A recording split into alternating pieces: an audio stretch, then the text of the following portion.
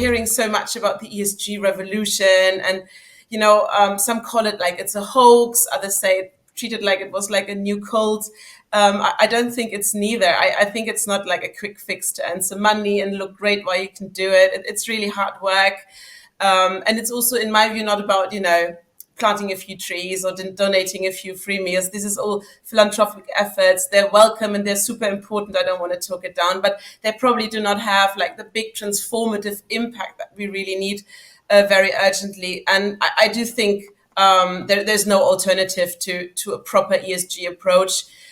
For me, this ESG revolution or movement or whatever you want to call it, it's really about companies and financial institutions evaluating properly what environmental and social impacts they have with their economic activity or with their financial activity, whatever the case may be.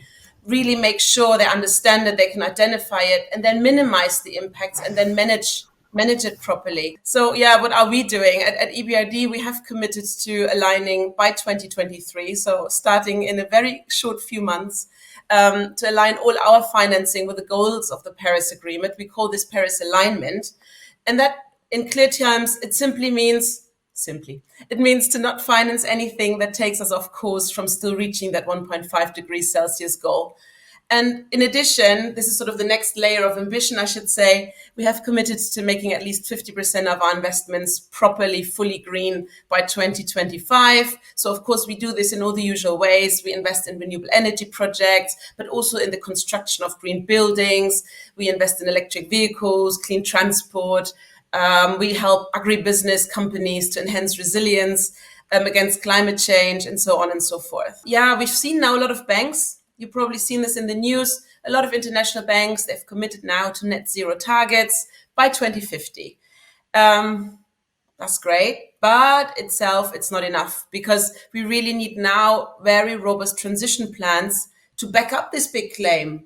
2050, it sounds like we still got a lot of time, but let's be frank, we're not going to wake up in 2049, with this light bulb moment of saying, now I know how to do it. Now I will, reform my whole economic activity or financing activity overnight and I'll be ready for 2050. That's obviously not how it's going to work. If someone wants to start from somewhere, where would be the best start? And how do you understand that you're really doing the job, like the proper measurement in the beginning and then implementation?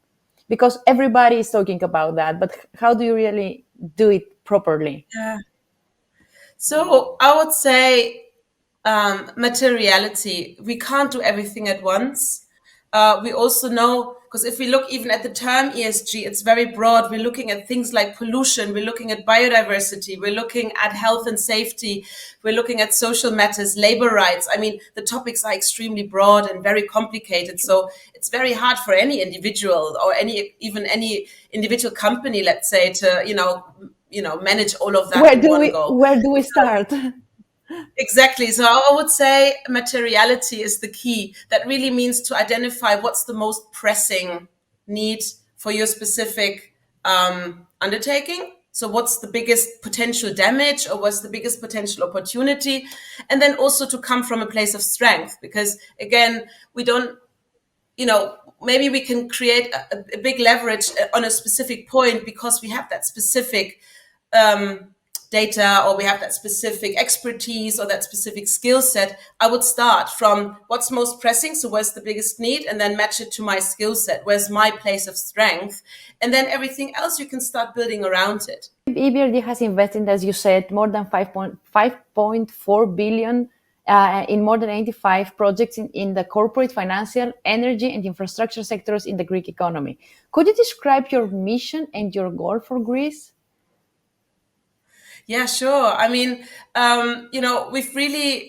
we've started to invest in Greece not too long ago, really started out with helping, the Greek economy recover from the deep financial crisis. And we also, from the beginning said, okay, we don't want this to be just a recovery going back to the old system. We want this to be a recovery that takes us to a more sustainable system.